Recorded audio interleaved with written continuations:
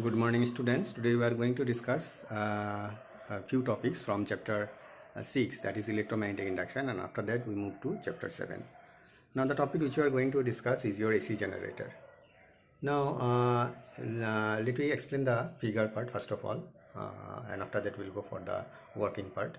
Now in the figure you do have a magnetic field, and that magnetic field is created by the poles of the magnet.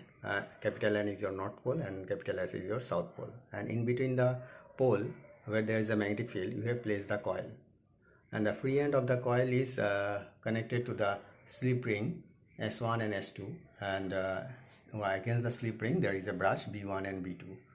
Brush means it simply touches the slip ring, it is not fixed, and the terminal of the brush is connected to a resistor capital R. Now here what we'll do, we'll rotate the coil externally. Now we are rotating the coil in anti-clockwise direction. Now before coming to the mechanism part, let me go for the Fleming's right hand rule, because we are going to use this rule. Basically this rule is used to define the direction of the induced current. Now if you here the rule states that if you stretch first finger,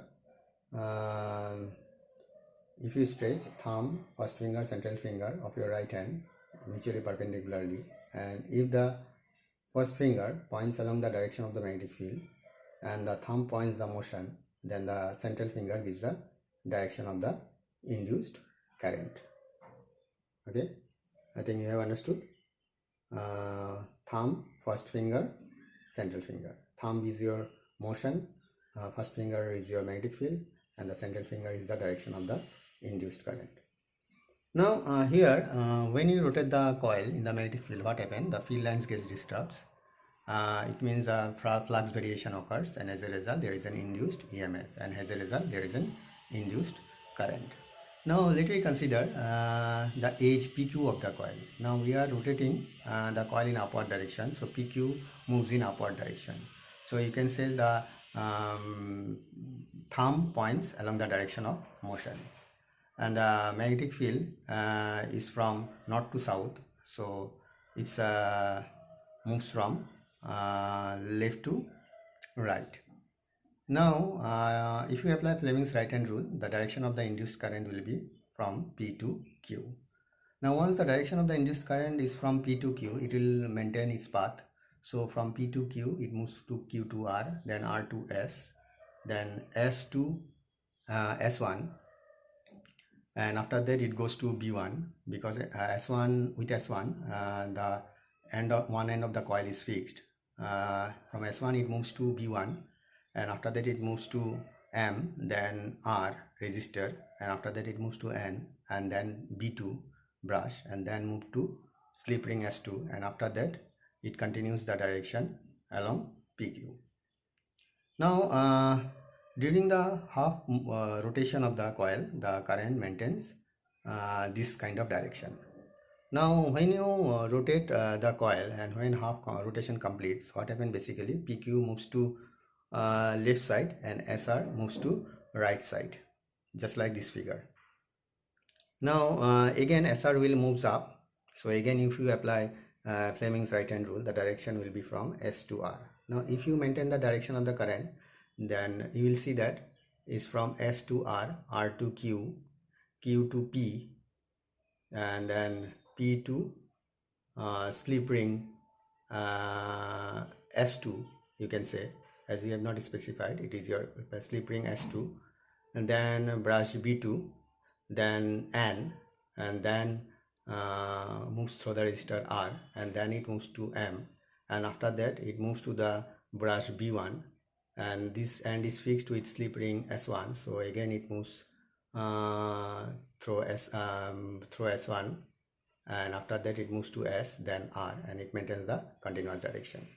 Now if you see the direction of the current, you will see that for first half rotation it is along M to N through the resistor R, but second half rotation it is moving N to R, the direction reverses.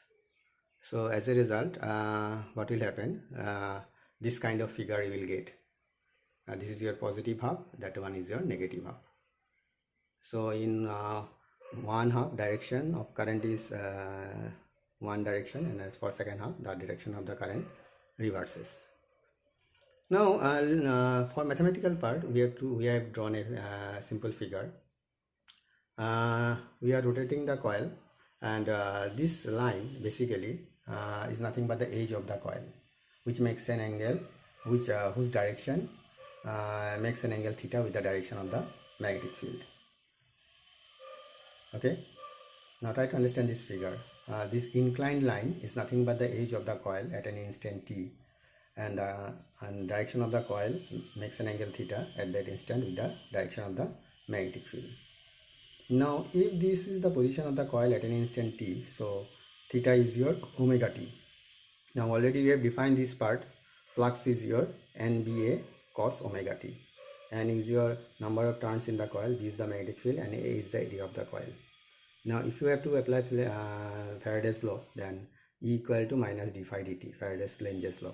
So it comes out to be your minus NBA omega minus sin omega t. So NBA omega sin omega t. So NBA omega you can consider as your E naught. So E equal to E naught sin omega t. Now EMF expression in case of AC generator is this one. Now you can plot the graph by considering time and EMF. Now time portion, let us consider 0, so sin 0 0, then t by 4, E naught sin 2 pi by t, omega is your 2 pi by t, and small t is your t by 4, so t goes off, so it's your pi by 2, so E naught. Then t by 2, 2 goes off, t sin pi 0. So again 3t by 4, so again E naught sin 2 pi by t, 3t by 4, so ultimately we will get minus E naught, and t, E naught sin 2 pi by t into t goes off, E naught sin 2 pi, so ultimately again 0. Now if you plot a graph by considering t and E, the graph is like this. At t equal to 0, EMF is your E naught, and after the t by 4, t equal to 0, EMF is your 0, and t equal to t by 4, the EMF is E naught, and t equal to t by 2, again EMF 0 if you consider this parameter, and again 3t by 4 you will get minus E naught, and at t equal to t, capital T, again it goes to 0. So you see this is your graph, and the parameter is your EMF versus time. Okay, this is your graph corresponding to the EMF versus time. So this is a very important part, because we are going to use this expression in our next chapter, that is your E equal to E naught sin omega t, because the next chapter is your alternating current, and in alternating current we have to use the alternating EMF, and we have to define current in different circuit element. Okay, so check it out once again. It's very simple, but you have to understand.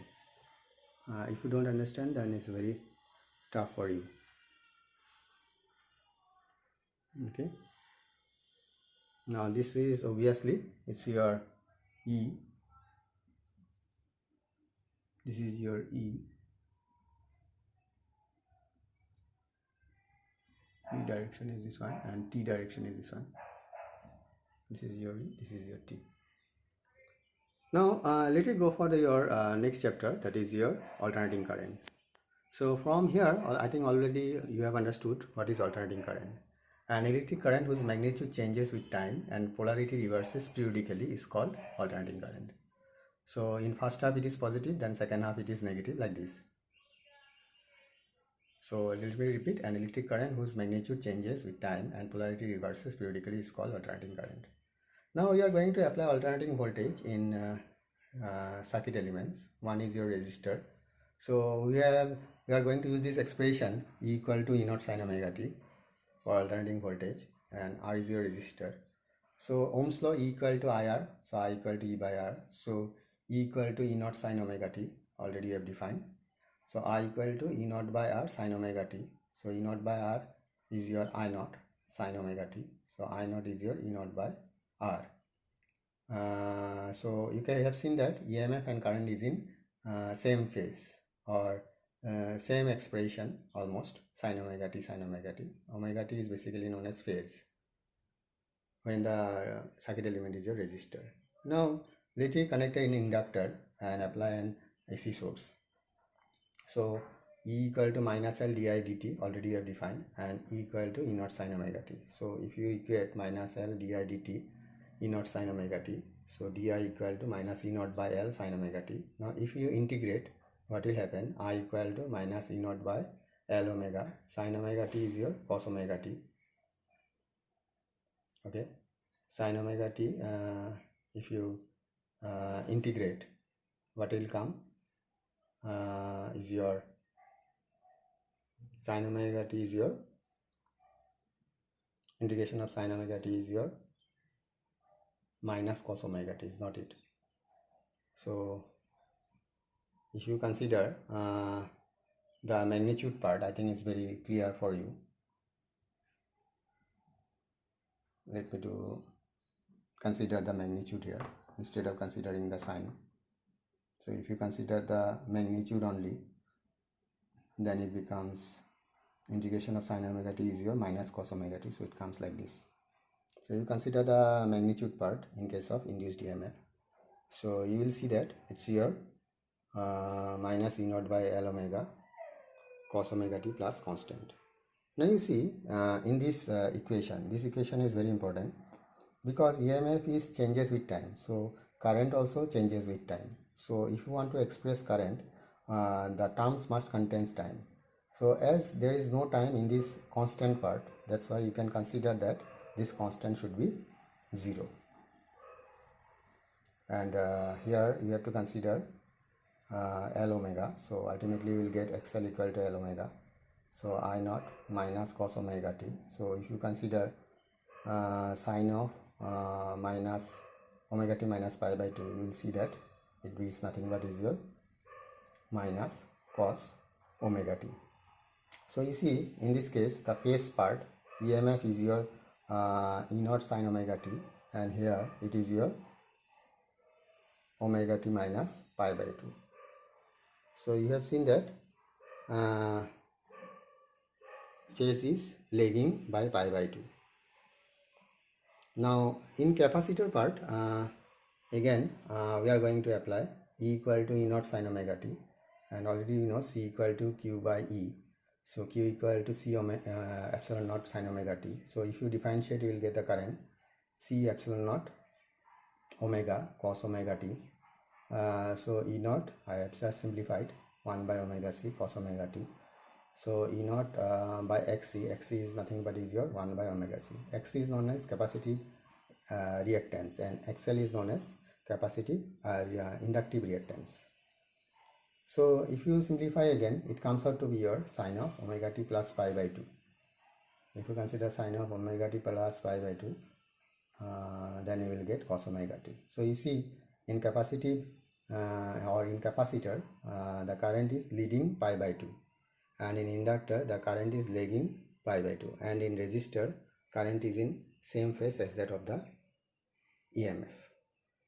So these are very important. Please go through this part. And in inductor part, we are considering the magnitude E equal to L di dt without considering the Lenge's correction.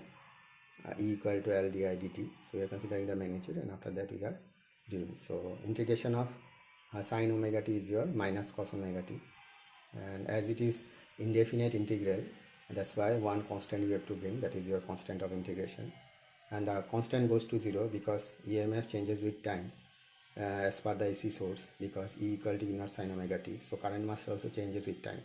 But if there is a term in expressing current which is constant, then it will not satisfy the order as obeyed by the EMF. That's why we have to consider the constant part should be 0. So this is all about. Please go through this part and find out your doubts, please.